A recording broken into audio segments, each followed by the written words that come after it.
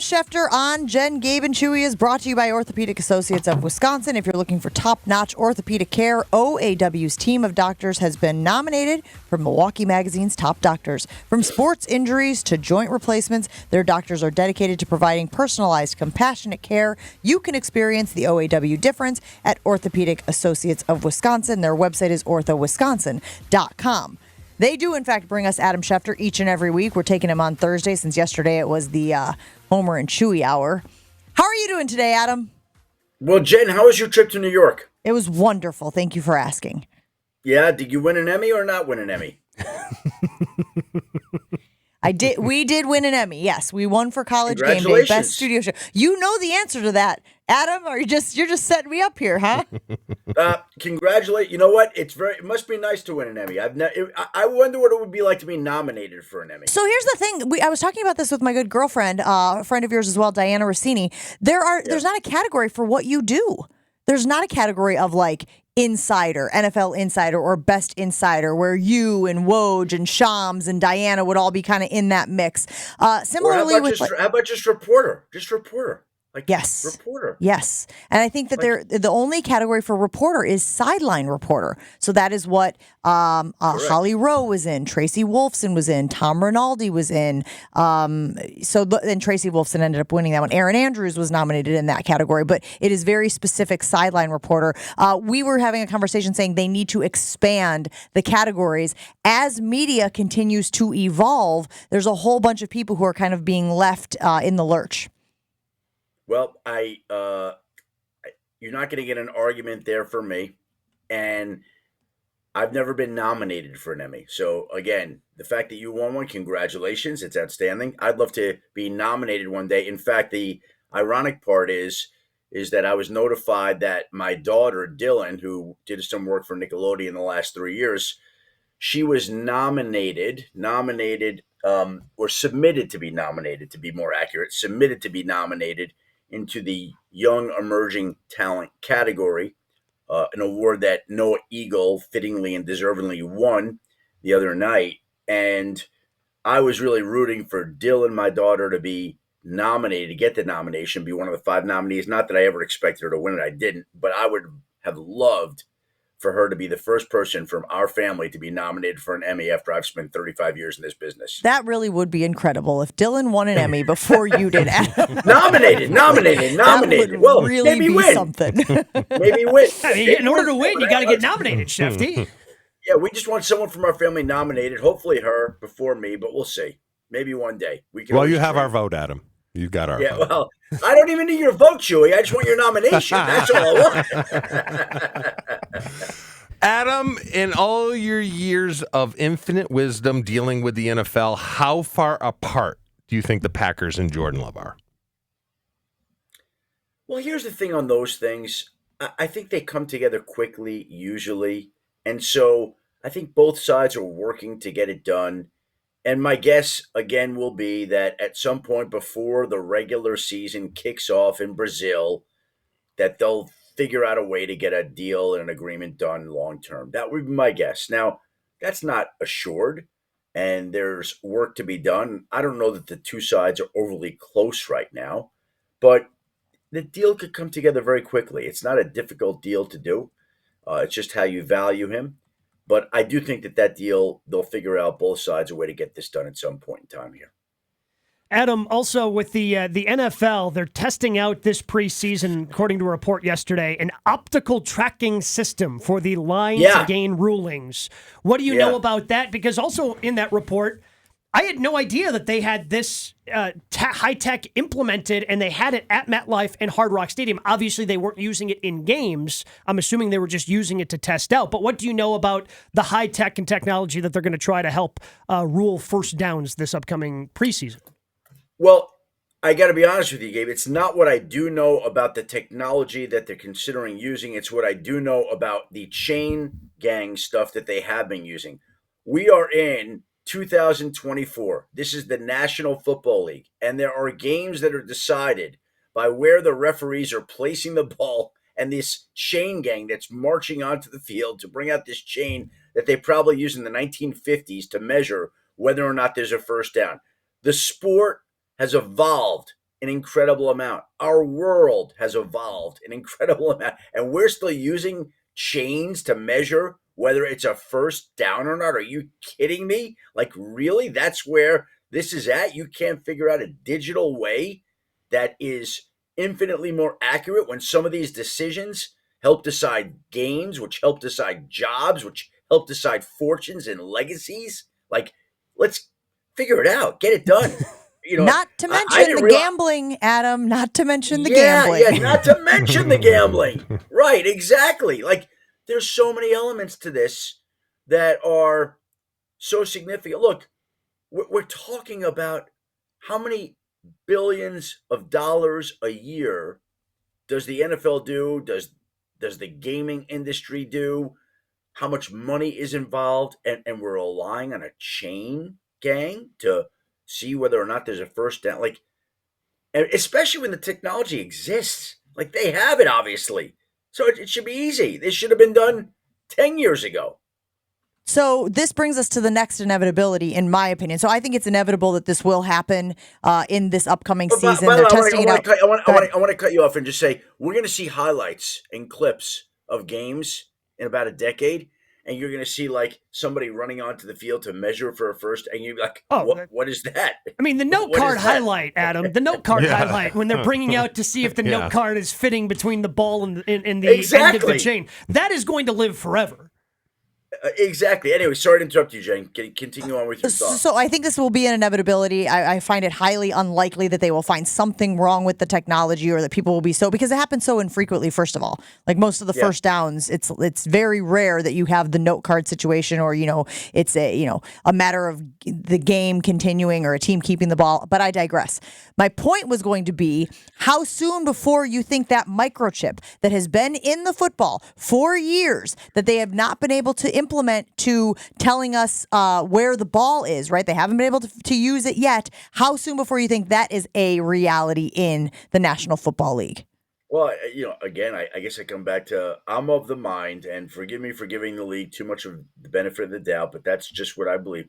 I always believe that the league can do whatever it wants. So I always feel like if the league wants this technology figured out by the time this season rolls around, then the technology will be figured out by the time the season rolls around. Like, that's how I view the league.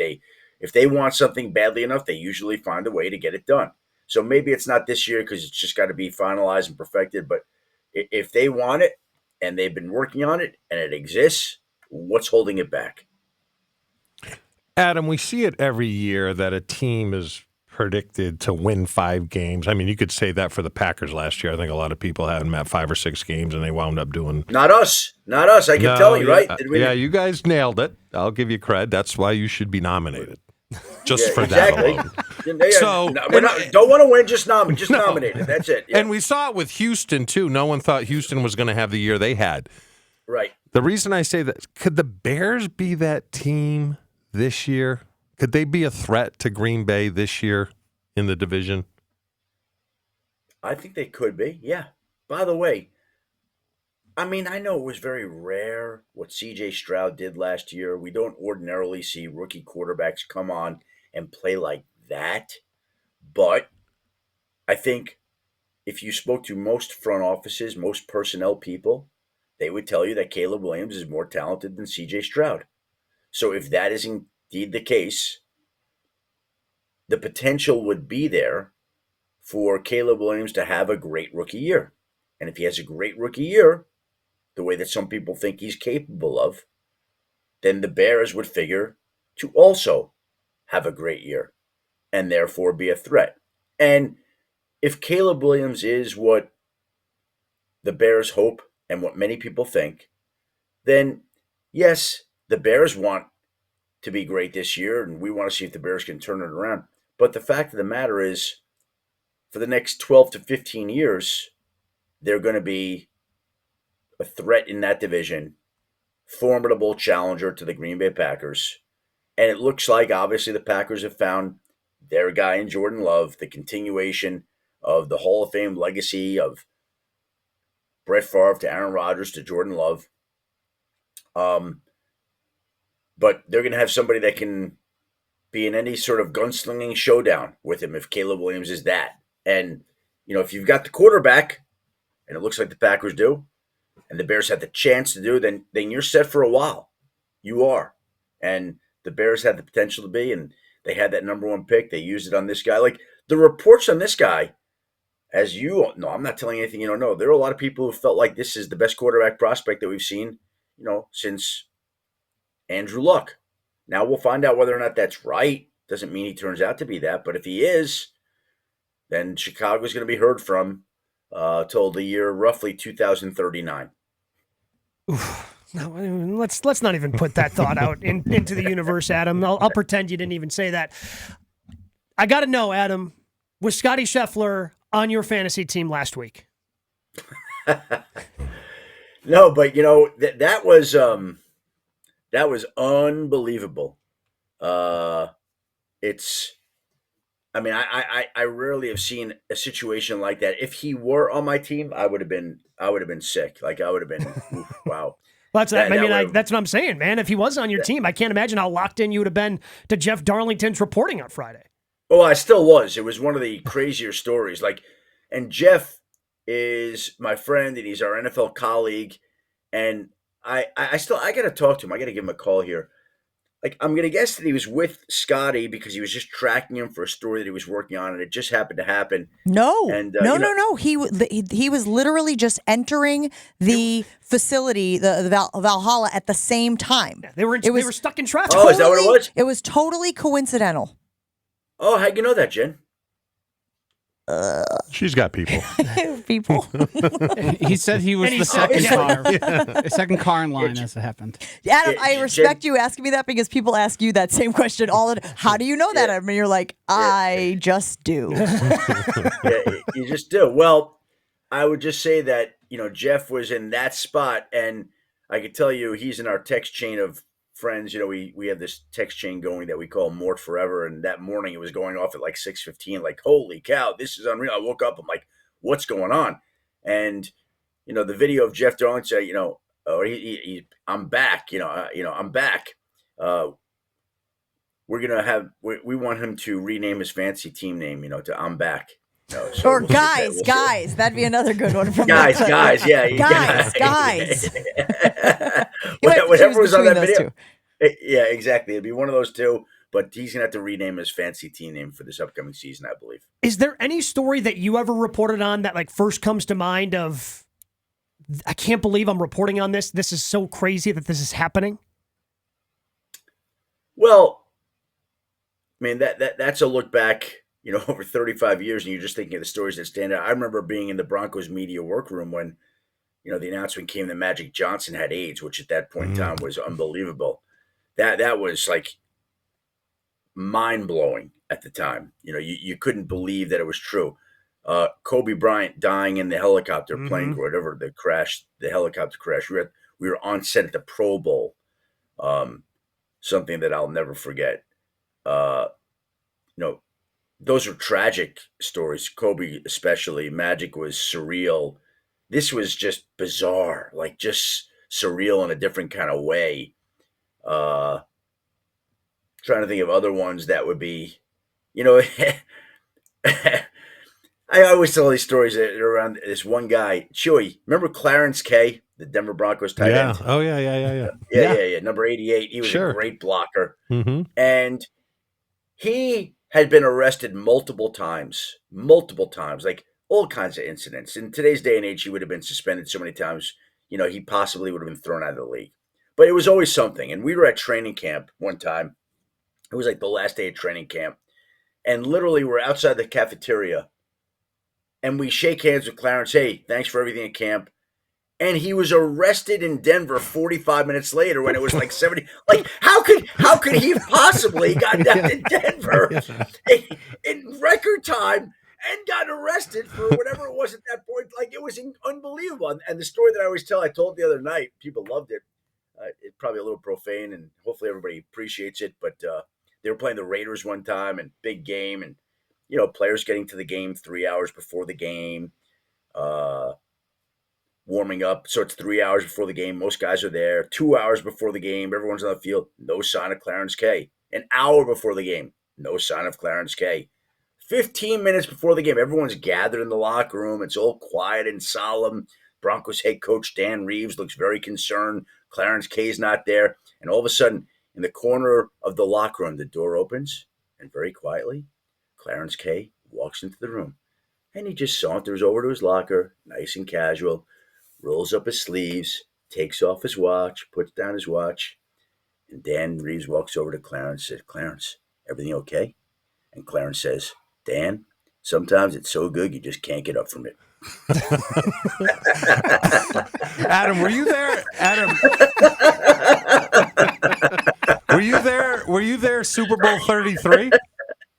Adam? Oh yeah. Oh! Eugene You want a funny Robinson. story about that? You want a story about that? Oh my God!